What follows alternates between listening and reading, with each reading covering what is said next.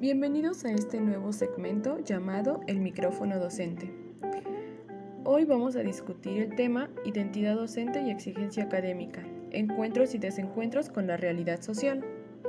Ante los nuevos cambios educativos en el ámbito internacional, el rol docente se encuentra fragmentado y los fundamentos de la práctica docente deben ser reorientados. Por tanto, el docente se enfrenta a dos realidades. La primera es su escasa y en ocasiones nula formación pedagógica, la cual se piensa compensada por su preparación disciplinar. Y la segunda, su incipiente formación científica, la cual en muchas ocasiones se ciñe a los cursos básicos que le fueron impartidos en la licenciatura o maestría, con apenas la experiencia derivada de su trabajo de tesis. Para tomar acción sobre las realidades del docente, se presenta la innovación como una línea que responde a los cambios conceptuales y guía a una pronta actividad de mejora en pensamiento y las prácticas educativas. A continuación vamos a hablar sobre la identidad que obliga. La identidad que obliga es aquella que permite al docente percibirse como parte de un grupo.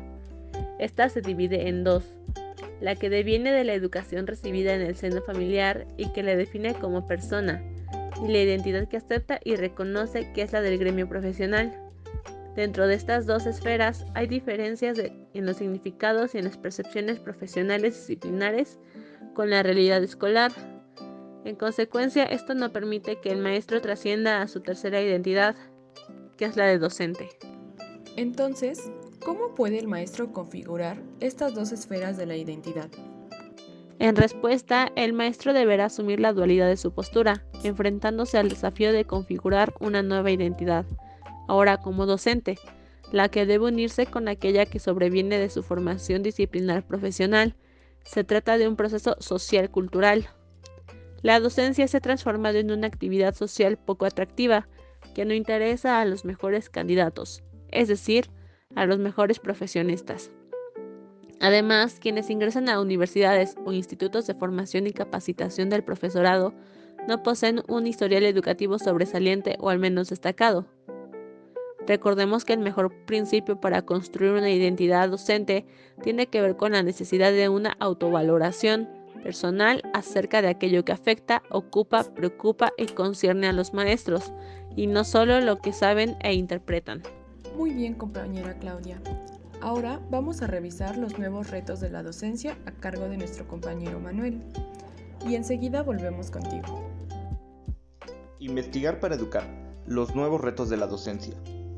Hablando de las exigencias que se presentan en la actualidad respecto al docente investigador, por parte de la institución suelen no considerar todos los puntos que implica la investigación, como lo son el lenguaje, procesos y métodos, y al no considerar todos estos puntos, se puede caer en el error de creer que porque se está en una investigación ya se es investigador.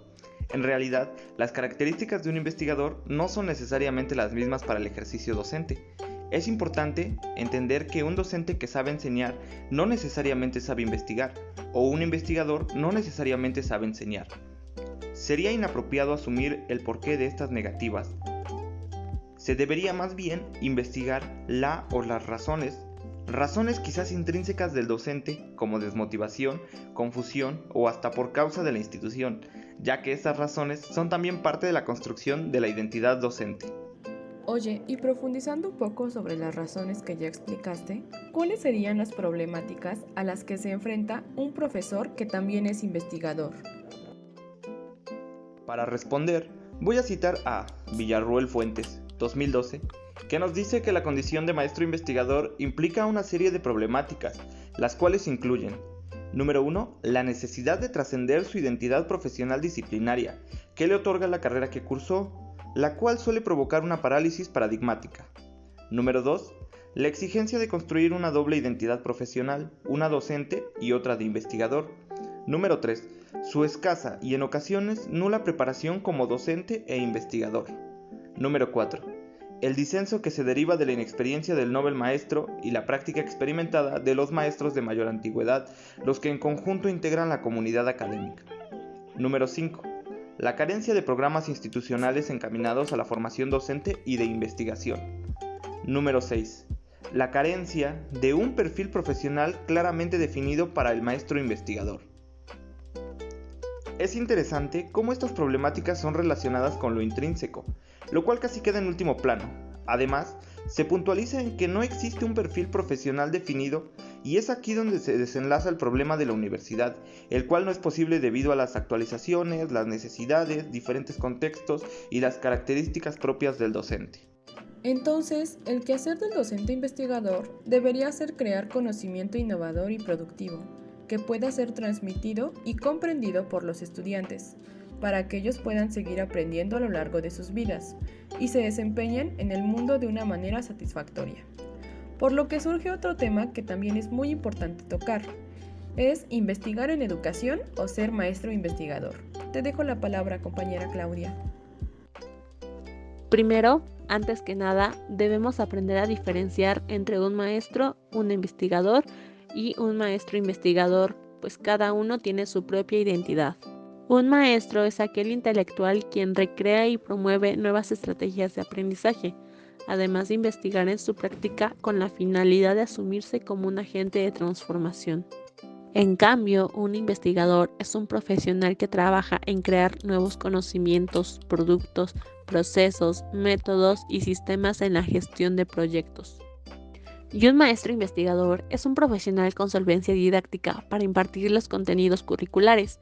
Cumple también con una función de asesor científico que dirige y orienta hacia una formación teórico-conceptual del estudiante, llevándolos hacia el manejo de las herramientas instrumentales y las habilidades metodológicas necesarias para el quehacer de la investigación como futuro profesionista. Y yo te voy a platicar sobre el objetivo y la meta de cada uno.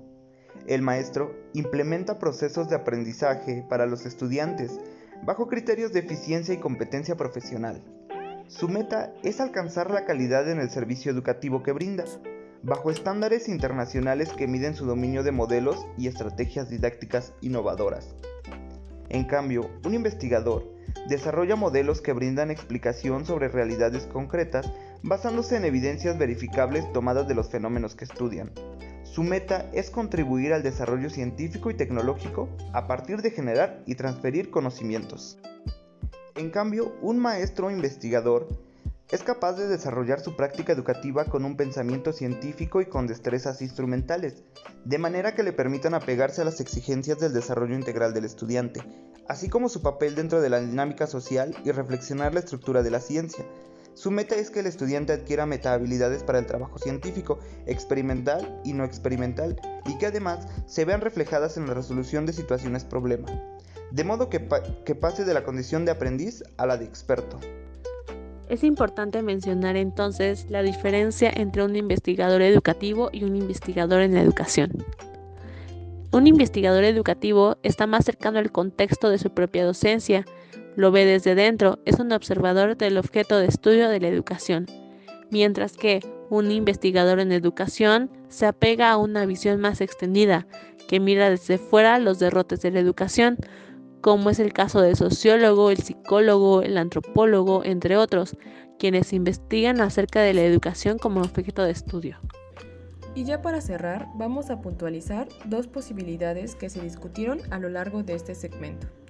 Por un lado, se plantea pasar por continuos disensos y consensos en torno a lo que debe ser la práctica educativa del maestro. Y por el otro, que el perfil docente que reclama y la identidad que se acompaña sean prácticamente irrealizables.